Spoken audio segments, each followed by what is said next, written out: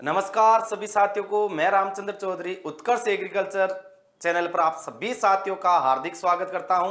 तो सभी जो कृषि और पशुपालन के अभ्यर्थी हैं उनके अंदर एक संशय फैला हुआ है कि भाई हम कृषि पर्यवेक्षक की तैयारी करें या पशुधन सहायक, जिसका अभी नया नामकरण चेंज हुआ है पशुधन निरीक्षक। तो ये सभी अभ्यर्थी हैं इसके असमंजस्य में फंसे हुए हैं कि भाई किसकी तैयारी करें, किसकी वैकेंसी पहले आ सकती है, तो किसकी संभावना ज्यादा बनती है। तो आज इन सभी जो समस्याओं का है इन सभी का एक साथ ही निराकरण किया जाएगा कि भाई आपको लिए कौन सी है जो तैयारी करनी आपके लिए अच्छी रहेगी या आप किसकी ओर प्रायोरिटी देंगे तो आपके लिए फायदा रहेगा। तो आपको बता दूं कि जो कृषि पर्यवेक्षक और पशुधन सहायक या और इसको अपन बोल सकते हैं पशुधन निरीक्षक, ये दोनों वैकेंसियां लगभग एक साथ ही चल रही हैं, लगभग एक साथ चल रही है। क्योंकि जो 2016 पशुधन सहायक था तो 2015 कृषि पर्यवेक्षक था, 2018 पशुधन सहायक था तो 2018 कृषि पर्यवेक्षक था, 2021 कृषि पर्यवेक्षक था तो 2022 पशुधन सहायक था, 2023 कृषि पर्यवेक्षक था। तो अब बारी आती है वापस पशुधन सहायक या पशुधन निरीक्षक की। अब इसकी क्यों बारी आती है? क्योंकि अभी जो बजट पेश हुआ है राजस्थान का, तो इस बजट में यह केवल और केवल एकमात्र जो पशुपालन विभाग है इसका क्लियरिफिकेशन आया था। क्या क्लियरिफिकेशन था? वित्त मंत्री है अपने राज्य के और उप मुख्यमंत्री हैं, उन्होंने क्या एक घोषणा की थी कि 525 पशु उप स्वास्थ्य केंद्र बनाए जाएंगे। यानी सीधा सा है, जब 525 बनाए जाएंगे तो वहां पर काम करने के लिए भी तो रखा जाएगा कर्मचारी को, और वहां पर काम कौन करेगा? तो वहां पर पशुधन सहायक या पशुधन निरीक्षक काम करेगा। अब इसके लिए कि ये तो केवल सर 525 ही है, 525 से क्या होता है? अरे 525 तो अभी घोषणा हुई है, लेकिन नए जिले बने हैं, नई ग्राम पंचायतें बनी हैं, नई नगर पालिकाएं बनी हैं, तो वहां पर भी तो नए मुख्यालय सर्जित किए जाएंगे। इसकी प्रोसेस भी शुरू हो रखी है कि भाई नए मुख्यालय कहां कहां बनाए जाए। जो नगर पालिकाएं बनी हैं तो वहां पर जो उप स्वास्थ्य केंद्र थे वो फास्ट ग्रेड हॉस्पिटल में कन्वर्ट हुए हैं, तो वहां जो फास्ट ग्रेड में कन्वर्ट हुआ है तो वहां पर भी तो 2 से लेकर 3 जो पशुधन सहायक लगाए जाते हैं, वहां पे भी तो कर्मचारी चाहिए। तो देखो इसको एक अपन सीधा सा समझे, इसको अपन एक सीधा सा समझ ले,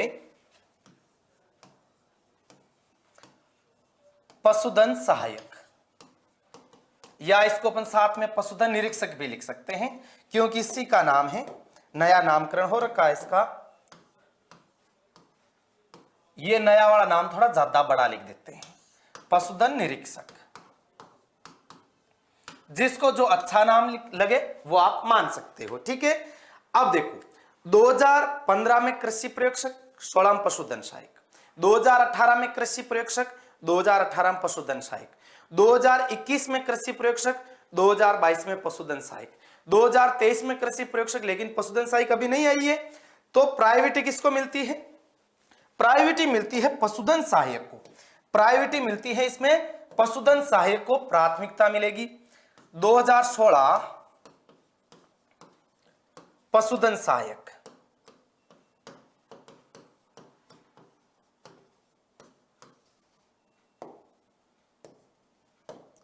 2015 कृषि पर्यवेक्षक,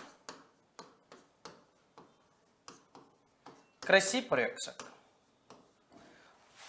2018 पशुधन सहायक,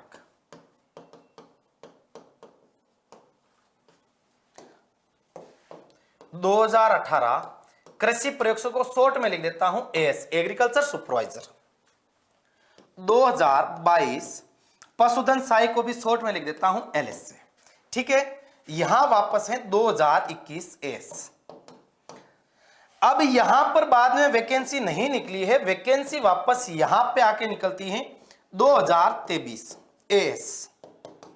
अब प्राथमिकता जाएगी यहां पर प्राथमिकता जाएगी, प्राथमिकता।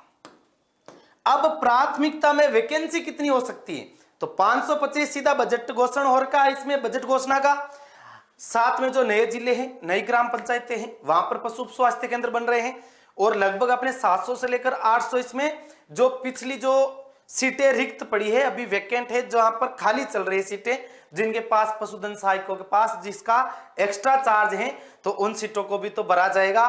तो लगभग इसका आपने एक दिन इसके ऊपर भी वीडियो बनाया था, तो लगभग इसमें 2000 तक सीटों का पशुधन सहायक की वैकेंसी का चांस सबसे जल्दी बनता है। कृषि पर्यवेक्षक की वैकेंसी आएगी, लेकिन सबसे पहले आएगी पशुधन सहायक की।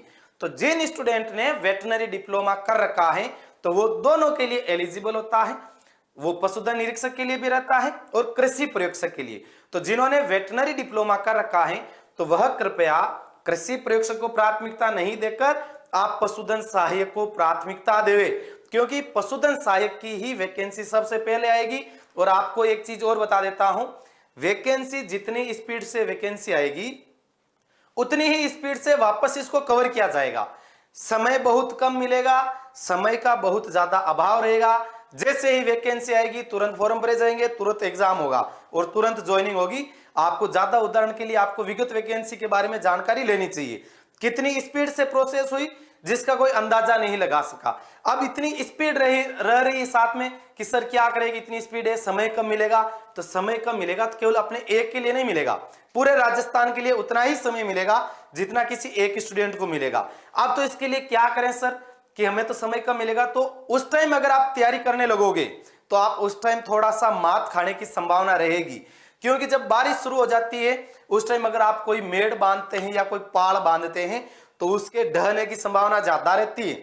लेकिन अगर आप पहले से ही वहां पर मेड़ बांधनी शुरू कर देते हैं तो चाहे कितनी भारी बारिश आ जाए तो वो मेड़ या जो पाड़ होती है उसके टूटने की संभावना बहुत कम रहती है, उसके सक्सेस रहने की संभावना ज्यादा रहती है।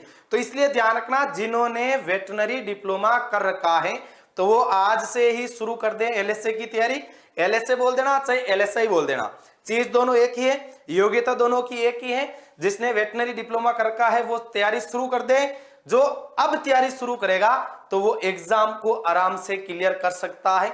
अगर आप ऐसे हाथ पे हाथ धर के बैठे हो कि सर वैकेंसी आएगी उस टाइम तैयारी करेंगे, तो उस टाइम भाई साहब कुछ भी इतना पार नहीं लगेगा, क्योंकि तैयार अभी होना पड़ेगा। तब जब वो नए स्टूडेंट तैयारी करेंगे उस टाइम तक अपन अपना सिलेबस पूरा कवर कर लेंगे। तो इसके लिए उत्कर्ष एग्रीकल्चर लाया है सभी जो पशुधन सहायक हैं उनके लिए लाइव फ्रॉम स्टूडियो है, लाइव फ्रॉम स्टूडियो क्लास है। ये जो शुरू हो रहा है, ये बैच शुरू हो रहा है 10 अगस्त से। ये 12,000 का कोर्स है, लेकिन आपको ये मिलेगा केवल और केवल 5,000 रुपए में। इसमें सभी एक्सपीरियंस फैकल्टीज हैं, अपडेटेड नोट्स है और सारे के सारे टेस्ट और क्विज भी मिलेगा। और ये सारा है एक लाइव फ्रॉम क्लासरूम है, वीडियो और ऑडियो लेक्चर मिलेगा, पैनल पीडीएफ मिलेगी और टेस्ट और क्विज दोनों मिलेंगे। तो ध्यान रखना, आज से ही तैयारी शुरू कर दे, तो तैयारी जो शुरू करेगा वो भविष्य में सरकारी कर्मचारी बनेगा। धन्यवाद।